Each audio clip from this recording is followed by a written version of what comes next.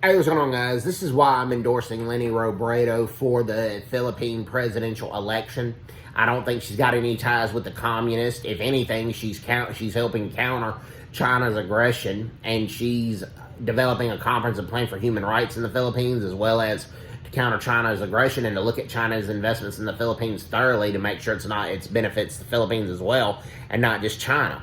Well, when she challenged, when there was supposed to be a presidential debate on how to counter China's aggression, 3 of the 4 candidates showed up. Leni Robredo, Manny Pacquiao, and Isko Moreno. They all showed up. But Ferdinand Bongbong Marcos Jr. did not show up, declined to show up. Now, while Marcos Jr. has not attacked Leni Robredo, a lot of his supporters have through the internet. They've said she's got ties to the Communist Party, which has not been true, that she's been corrupt, which has not been true, and there's a lot of false information going there. Well, the other thing is, yes, Fernando Bongbong Marcos Jr. cannot control what his father, Ferdinand Marcos Sr. did. He just can't do that. But the thing is, when the martial law started from 1961 to 1986, okay, the martial law didn't occur until violent protesters from the opposing party came in and tried to storm the Capitol, tried to storm the presidential palace, and they tried to run over the gate with a semi-automatic truck. Now, Marcos Sr. overreacted and killed at least 3,000 political opponents, and tortured another 70,000 of them. There's been a lot of wild information saying that didn't happen, but it pretty much did. Okay, we talked about that.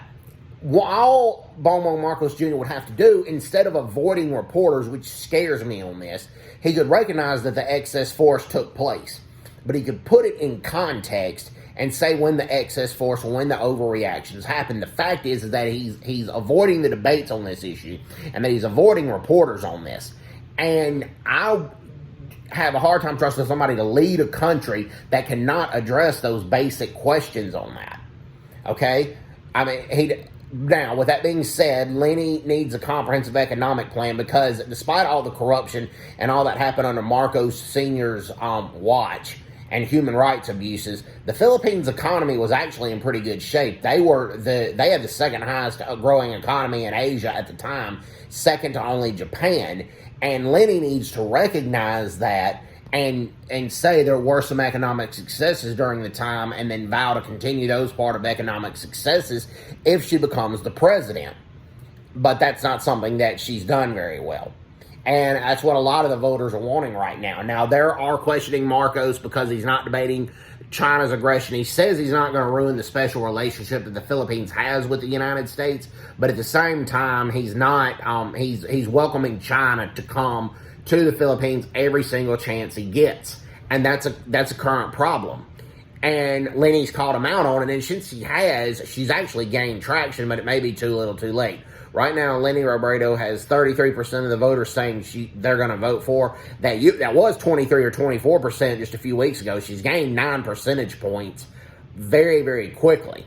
But Marcos Jr. still has 56% of the voters polled saying they're going to vote for him. There have been people that have been victims of Marcos that were tortured by his subordinates and were thrown in jail, and they've gone around saying that they survived martial law one time, and one time's enough. Now, there have been people that lived under Marcos that were not tortured, and they say they believe it's fake news. They said if it happened to me, I wouldn't believe it's fake news, but because they personally didn't witness that, or they personally didn't experience it, they have a hard time believing it. So I can understand where they're coming from.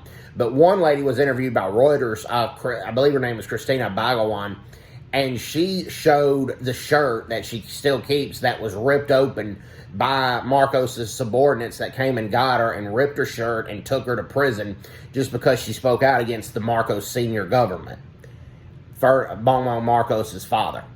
So, that's the analysis I have on the Philippine presidential election that's coming up on May the 9th. Hope everybody's doing well. Take care. God bless, and bye-bye. Bye-bye.